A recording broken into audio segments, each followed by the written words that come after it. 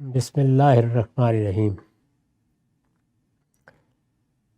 عن ابی ہریرہ قال قال رسول اللہ صلی اللہ علیہ وسلم اذ استيقظ احدكم من نومه فلا يغمس يده في الاناء حتى يغسلها فإنه لا يدري أين باتت يده۔ یہ بخاری اور مسلم دونوں کی روایت ہے۔ یہاں اس کا رقم 391 ہے۔ اس روایت سے وضو کیسے کیا جائے اس کا باب شروع ہوتا ہے۔ ابو ہریرہ بیان کر رہے ہیں، وہ کہتے ہیں کہ رسول اللہ صلی اللہ علیہ وسلم نے فرمایا، جب تم میں سے کوئی سو کر اٹھے تو جیسے اٹھے اسی طرح جا کر پانی کے برتن میں اپنا ہاتھ ڈال کر دھونا نہ شروع کر دے، اس لیے کہ وہ نہیں جانتا کہ اس کا رات بھر اس کا ہاتھ کہاں رہا۔ تو اس سے گویا حضور نے یہ تعلیم دی کہ جو پانی وضو کے لیے رکھا ہے، ظاہر اس زمانے میں یہی تھا، کسی برتن میں پانی ڈال کے رکھتے تھے، جو اس وقت کے اہتمام میں وہ تو نہیں تھے، تو اس میں برتن میں ہاتھ ڈال کے ہی پانی ہاتھوں پر ڈالا جاتا، تو فرمایا ہاتھ پہلے دھو لو، پہلے ہاتھ صاف کر لو، کیونکہ رات کو تم سوئے رہے ہو، اس میں ہاتھ کہاں کہاں رہا نہیں کہا جا سکتا، کوئی گندگی کوئی غلاظت اس طرح کی چیز لگ گئی ہو تو پہلے اس کو صاف کر لو، اس کے بعد پھر وضو کرو۔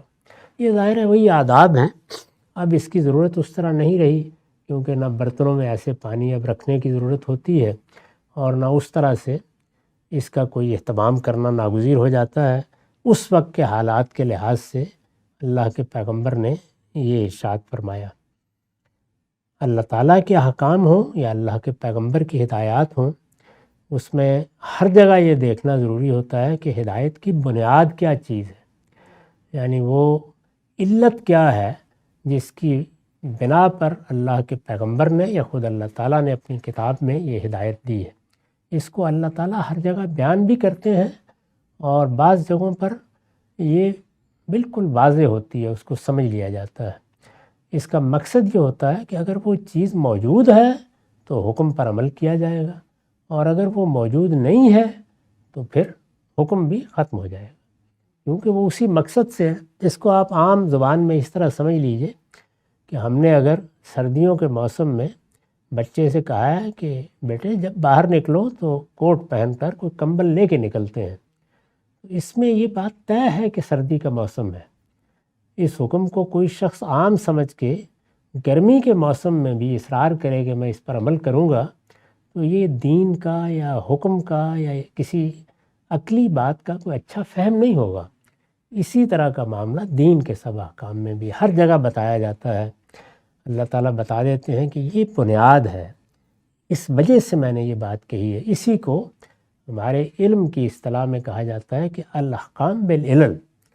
جو احکام بھی دیے جاتے ہیں وہ آخر کسی عقلی بنیاد پر قائم ہوتے ہیں۔ وہ عقلی بنیاد اگر موجود ہے تو حکم بھی موجود ہے، وہ موجود نہیں رہی تو حکم بھی ختم ہو گیا۔ تو اس وجہ سے اب یہ ضروری نہیں ہے کہ جو ہدایت اس وقت پانی کے جو ذرائع موجود ہوتے تھے کہ برتن میں ڈال کے بالٹی میں ڈال کے رکھا ہے، اسی میں سے پانی نکال کے وضو کرنا ہے، اگر وہ صورتحال تبدیل ہو گئی ہے تو اب اس کی کوئی ضرورت بھی باقی نہیں رہی، کیونکہ یہ اسی سے متعلق ہے۔ اور یہ حکم کا معاملہ بھی دیکھیے حضور نے خود واضح کر دیا کہ تم نہیں جانتے کہ ہاتھ کہاں کہاں رہا، تو اب اس کو پانی میں ڈالو گے تو ظاہر ہے کہ کوئی گندگی کوئی غلاظت لگی ہوئی ہے تو وہ سارا پانی بھی گندا ہو جائے گا، پھر اس سے وضو کیا کرو گے؟ تو وہ پاک رہے پہلے ہاتھ دھو لو، پھر اس کے بعد ان دھوئے ہوئے پاک صاف ہاتھوں سے باقی وضو کرو۔ حضور نے یہ فرمایا۔ وعنہ قال قال رسول اللہ صلی اللہ علیہ وسلم اذ استيقظ احدكم من منامه فليستنصر ثلاثا فإن الشیطان یبیت علی خیشومہ۔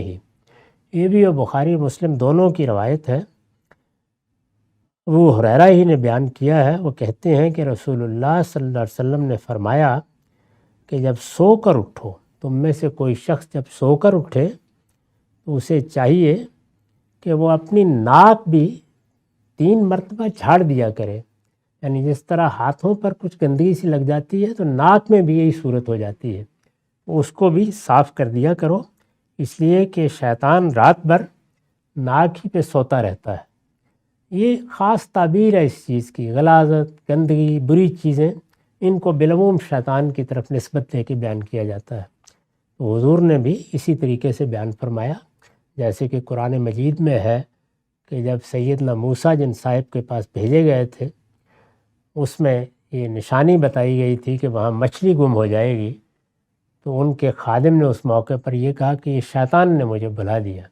تو یہ اس طرح کی نسبت ہوتی ہے، ہر برائی کی، ہر گندگی کی، ہر غلاظت کی اسی طرح نسبت کی جاتی ہے کہ شیاطین ان پر آ بیٹھتے ہیں اور پھر ظاہر ہے وہیں ڈیرا جمائے رہتے ہیں۔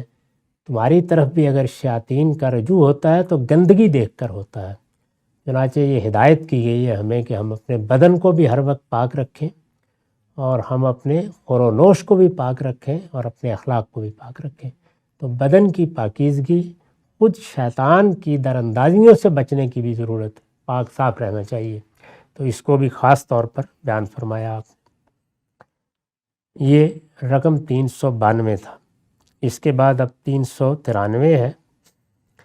وَقِيلَ لِعَبْدِ ابن زید كَيْفَ كَانَ رسول اللہ صلی اللہ علیہ وسلم يتوضأ فدعا بوضوء فأفرغ على يديه فغسل يديه مرتين ثم مزمز واستنثر ثلاثا ثم غسل وجهه ثلاثا ثم غسل يديه مرتين إلى المرفقين ثم مسح رأسه بيديه فأقبل بهما وأدبر، بدأ بمقدم رأسه ثم ذهب بهما إلى قفاه ثم ردهما حتى يرجع إلى المكان الذي بدأ منه ثم غسل رجليه۔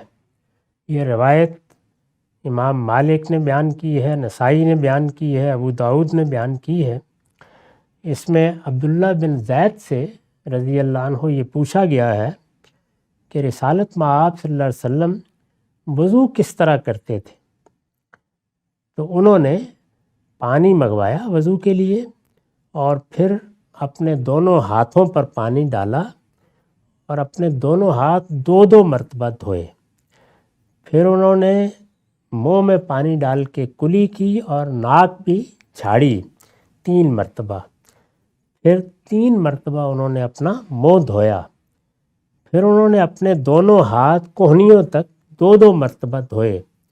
پھر انہوں نے اپنے دونوں ہاتھوں سے اس طرح سر کا مسح کیا۔ اس میں پہلے ہاتھ وہ یہاں سے آخر تک لے گئے، یعنی بالکل ابتدا سے شروع کر کے، اور بالکل آخر تک لے جا کے، گدی تک لے جا کے پھر وہ واپس لائے جہاں تک پہلے انہوں نے ابتدا کی تھی۔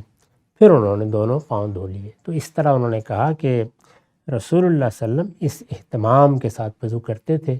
یہ ظاہر ہے کہ آپ کا اسوہ ہے، اور ہر مسلمان کی یہ خواہش ہوتی ہے کہ اللہ تعالیٰ نے جو ہدایت بھی فرمائی ہے اس میں اس کو معلوم رہے کہ اللہ کے پیغمبر کس طرح وضو کرتے تھے۔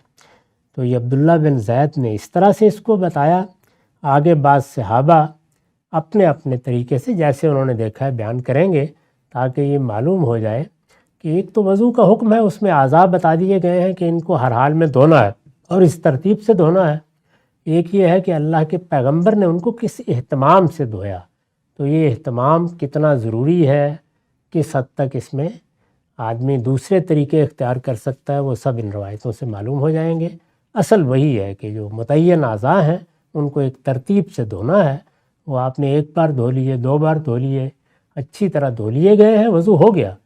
حضور کس اہتمام سے یہ کام کرتے تھے اس کی کچھ تصویر اس میں سامنے آ جائے گی۔ وآخر دعوانا الحمدللہ۔